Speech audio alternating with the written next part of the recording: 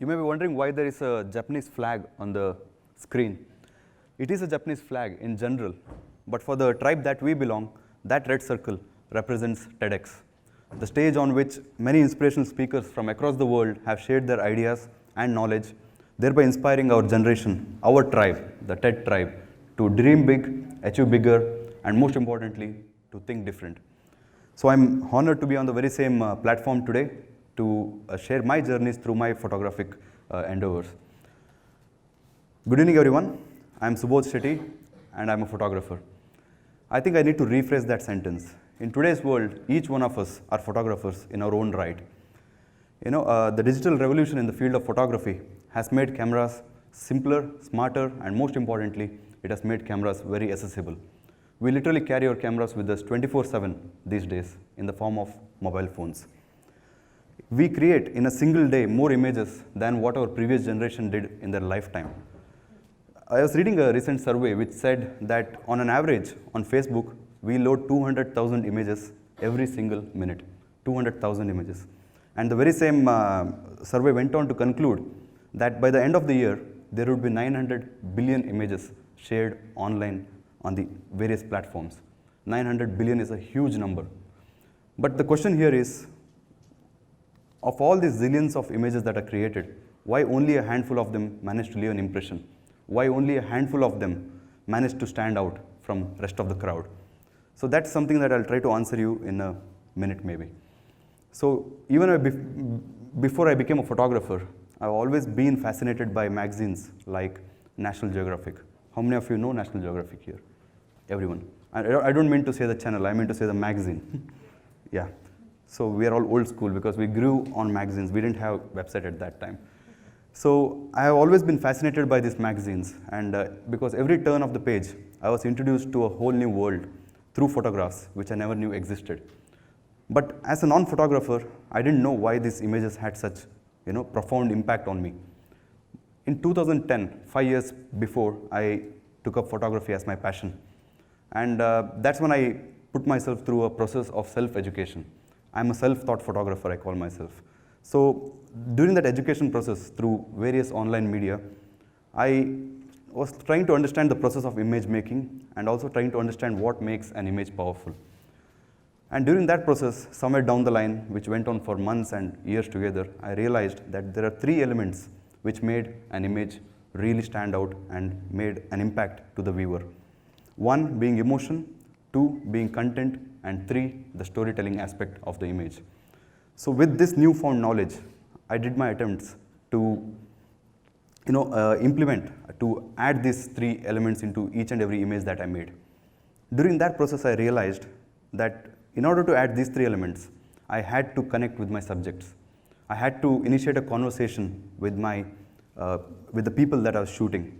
I had to engage them to share their stories, and also me sharing my stories to them. Somehow I had to create an exchange of conversation between me and the subjects that I was shooting. This made not only my photographs better, but at the same time, they happened to teach me a number of life lessons through my journey.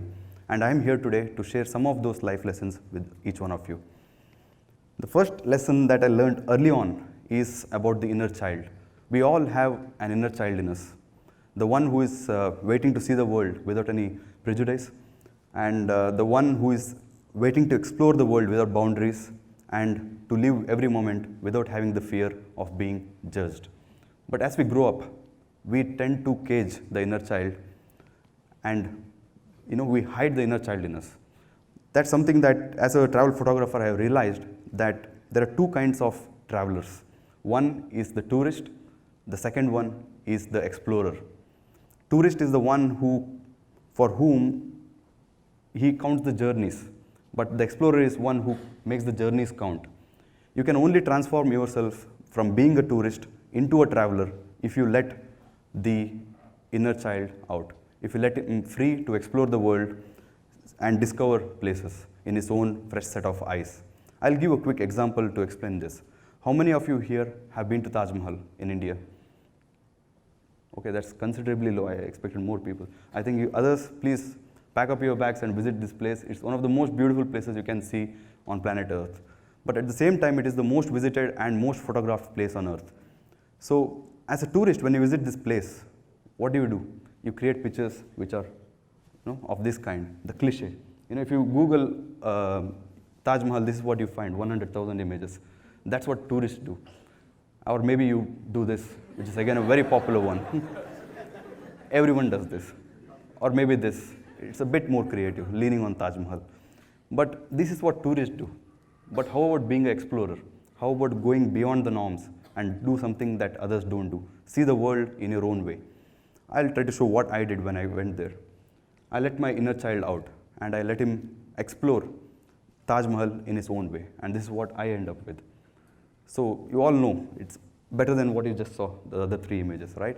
Also this image for that instance, which shows Taj Mahal from a local's point of view. Or let's look at pyramids, at again another wonder of the world in Egypt. Again, if you Google pyramids, you will see 100,000 images which look same. But how about seeing it in a fresh perspective with a curious set of eyes? This is what you end up with. This picture represents three eras of Egypt in one image: the past, present, and the future of Egypt. So how often do you see such images? It only happens when you let that inner child out. And one more example of our very own Dubai from a bird's point of view. So what makes me look at the world in a different way? It is that inner child who's set free to explore, discover, and redefine every journey that you make. So that's my first lesson that I have learned from photography. To conclude that, like Robin Williams rightly said, you're only given a little spark of madness. You must not lose it. So all these things, whatever the life lessons I'm talking about, it's not just about photography. It's about our, everyday life. We can make our life better by including these life lessons.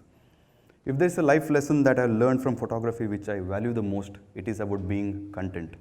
I'm a people photographer. I meet people, I talk to people, and I make their pictures. So during my journey through all these years, I have met many people and I learned a number of important life lessons. But the one which has really left a mark is being content with what you have. I'll just take you through two stories today. One from Mumbai. The last time I visited Mumbai, I visited Dhobi Ghat.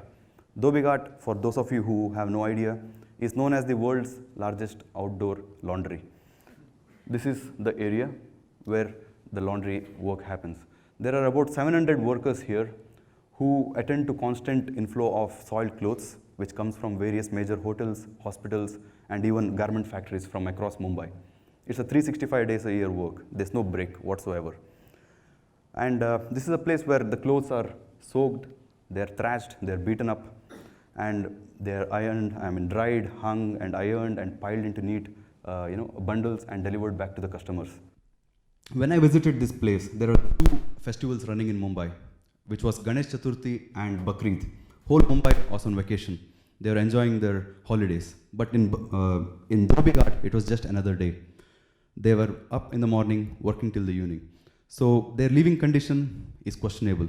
And the amount of money they make from this is again very negligible. And the working hours is unlimited. It's not a 9 to 6 job. It's just endless till the job is done. But do they ever complain about this? Not once. I visited this place twice in 3 days because I was so impressed with these people and their positive attitude that I was learning a lot of things from them. They had complaints, like this guy. He was talking about a movie that he recently watched which didn't meet his expectation. And there was this guy who was furious about the performance of Indian cricket team who had lost some series during that time. So these are the kind of problems they have. Maybe it's their version of first world problems that we say. Yeah, but never did they complain about their working conditions, living conditions, about the money they make, never. And the next story comes from Dubai, from the scrapyards of Rashidia. I met these workers. I go to Dubai and Sharjah industrial area a lot because I like to meet these people and have conversations. And during one of such visits, it was a very hot afternoon, during the summers. And I didn't even expect them to let me in on that very hot day. But they welcomed me in with a very warm smile, and they even took time off to make tea for me and have conversations about their family, about their kids, and everything else. And even one guy even took classes from me on how to use Facebook, how to use WhatsApp, how to install Skype, and etc. because they want to connect with their family back home. But not once did they complain about the heat or about their living condition, just like in Dhobi Ghat, no complaints whatsoever. How many times do we complain? about everything. iPhone 6s is not good enough, we need iPhone 7. That's the complaints we have. So this is something that I learned from them. I was so impressed with these people that I went back to them and delivered them their prints in high quality so that they can return it to their families back home. So that's the other lesson that I've learned, being content with what you have. And the next lesson which I'm going to share with you is about being thankful. You know, just imagine losing everything that you value and still have the heart to be thankful. That is something that I learned from my visits to old age home in Nepal and in Sri Lanka. When I visited them, coincidentally, their hands were folded in prayers. These guys in Sri Lanka were chanting Buddhist mantra and they were in prayers. And these people in Sri Lanka, in the old age home, were singing devotional songs of Hinduism.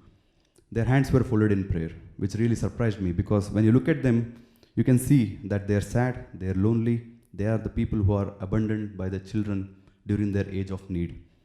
But despite all that, they have the heart to be thankful. They wake up every single morning and thank God for whatever is left.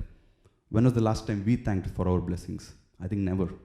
So these are the things, you know, which really opens my eyes to how fortunate we are. The other lesson which I learned is about how we humans have created so many divides in our society. You know, whether it's religious barriers or region barriers, cultural, traditional, language, we can go on and on and on. We have broken the society into so many segments. But being a portrait photographer, I get very close to people and try to understand their personality. And during this time I realized, and even when I look back at my work, I realize that deep down we are all the same. Doesn't matter what culture or what religion we follow, where we come from, deep down we are all the same. I'll just give an example. These kids, the Buddhist monks from Ladakh, you know, they follow Buddhism, they have given up everything that they have to follow the path of spirituality and enlightenment. So how different are these kids compared to the saints in India, the Hindu saints in India? They are the same. Even these people follow the same path of enlightenment and spirituality. They may look different, they may chant different mantras, you know, but the appearance may change, but deep down they both are on the same path towards spirituality. And how different is a mother whose priority is to take care of her children, whether she's in Srinagar, in Kashmir, or in Nepal, or even anywhere in the world. Mother's priority is to take care of their children, to safeguard their family, and that's their priority. Deep down, we all have the same values, we all have the same dreams and the same priority, though we are divided by so many different things. And how different are these kids in Turtuk? It's a small little village in border of India, Pakistan. It's a conflict zone where there is shelling which happens every other day. But despite that, these children see education as their escape from reality. And their parents see education as their way to give them a secure future and get them out of this conflict zone. But how different are these kids in Turtuk compared to the kids in Kargil? It's the same thing again. For these kids, education is again an escape to a better life in the future. So our priorities deep down are all same, though we may look different and follow different cultures. That's something that I have learned through my portrait photography through all these years. And the last section that I want to talk about is about how our world is beautiful. You know, we live in an era where media dictates what they want us to hear. You know, they are the ones who make decisions for you, the media. And if you go by media, the world is a horrible place, filled with conflicts, filled with racism, bad people everywhere, and etc., etc. But is that really the case? If you really travel and walk the path, you realize that it just makes no sense. Because people are amazing, world is beautiful, and whatever you hear on media is just on the media. This is something that I have learned through my travels to certain places for all these years, and not once have I felt that yes, the world is horrible, not once. Be it the vibrant festivals in Vrindavan in India, or the legendary desertscapes of Pushkar, be it the holy ghats of Varanasi, or be it the cave temples of Sri Lanka, be it the Himalayas, or be it the countryside of Sri Lanka, be it the Salala, the peaceful Salala, or be it the hustle bustle of Dubai. I have never seen anything that media conveys. The horrible places, the conflicts, I've not seen the bad people. I never experienced any of this. People are generous, people are kind. That's what I have seen through my journey. By traveling, you also realize that not only is the world beautiful, but your life is also beautiful and precious. So do travel whenever you get an opportunity, because we live in a great time where no country is far away, especially when you stay in Dubai. Yeah. So with that note, I'd like to conclude, but before that, I have one more concluding note before I finish, which is like whenever I say that I'm a photographer, travel photographer, people usually ask me, oh, so you're a travel photographer, how many countries have you been to? And my answer is most often, it doesn't matter.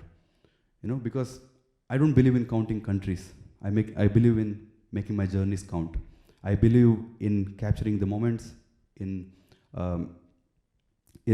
creating memories, and most importantly, in connecting with the people of the land. So with that note, speaking of memory, I like to create a memory right now, right here, by taking a group picture of all of us together so that I can preserve it for the future. Just give me 1 second.